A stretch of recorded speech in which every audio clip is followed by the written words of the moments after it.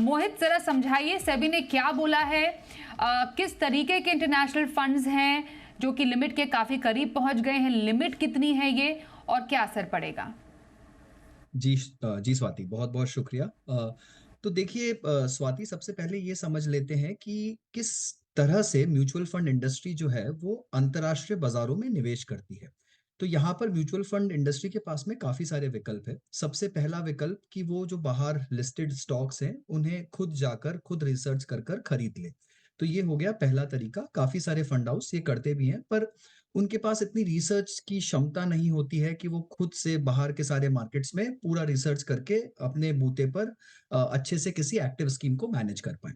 तो दूसरा तरीका जो कि बहुत ज़्यादा प्रचलित है, वो ये है कि वो फंड हाउसेस क्या करते हैं कि बाहर के जो बड़े एक्टिव स्कीम्स होते हैं, जो अंडरलाइंग स्टॉक्स में खरीद-बेच करते हैं, उनमें जाके निवेश कर देती है। तो यहाँ की म्यूचुअल फंड स्कीम किसी बाहर की एक्टिव म्यूचुअल फंड स्कीम में निवेश कर देती है। और जो तीसरा तरीका होता है, वो ये होता है कि यहाँ की जो एक स्कीम है, उसे अगर किसी अंतर्राष्ट्रीय बाज़ार में विदेश में निवेश करना है, तो वो वहाँ के किसी ईटीएफ में निवेश कर देगी और वो ETF is like a passive fund जो कि वहाँ के किसी इंडेक्स को या फिर वहाँ पर चली आ रही किसी फिक्स इंडेक्स में अपने निवेश को कर रहा है। और कुछ फंड्स ऐसे भी हैं स्वाति जो कि एक मिक्सचर के तौर पे चलते हैं जिसके अंडरलाइंग में एक्टिव फंड भी होता है और ईटीएफ भी होता है जो कि अंतर्राष्ट्रीय बाजार में निवेश कर रहा है। तो ये 3-4 तरीके हैं जिससे म्यूचुअल फंड इंडस्ट्री भारत में रहकर अपने निवेशकों को अंतर्राष्ट्रीय बाजार का एक्सपोज़र देती है।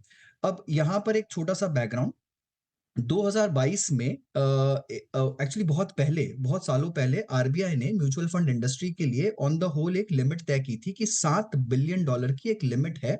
उसके अंदर में आप अंतर्राष्ट्रीय बाजार में कितना भी पैसा निवेश कर सकते हैं। ये लिमिट क्यों है?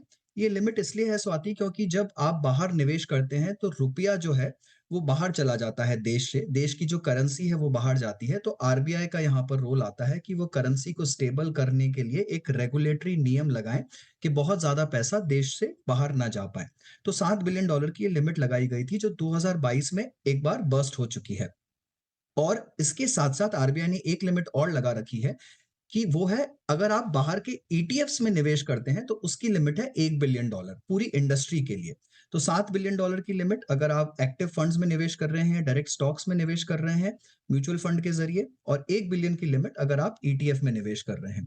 तो ये 7 बिलियन की जो लिमिट थी वो 2022 में बस्ट हो गई थी। फिर 2023 में बहुत सारे रिडेम्पशन हुए तो उस कारण से वो लिमिट थोड़ी-सी फिर से खोल दी गई, पर उस लिमिट को बढ़ाया नहीं गया है, उसे 7 बिलियन तक ही रखा गया है।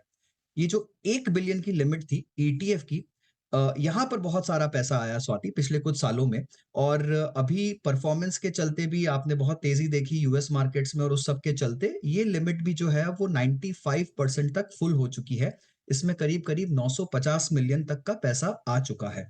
तो सेबी ने ये बोला है फंड हाउसेस को कि 1 अप्रैल से आप ये जो ईटीएफ की लिमिट है 1 बिलियन की क्योंकि वो बस्ट होने वाली है, आप वो वाले एलोकेशंस भी अब बंद कर दीजिए और जो एग्जिस्टिंग स्कीम्स हैं, अंतर्राष्ट्रीय स्कीम्स जहां पर अंडरलाइंग किसी ईटीएफ के जरिए निवेश हो रहा है, उन्हें आपको पूरी तरह से रोकना पड़ेगा 1 अप्रैल से।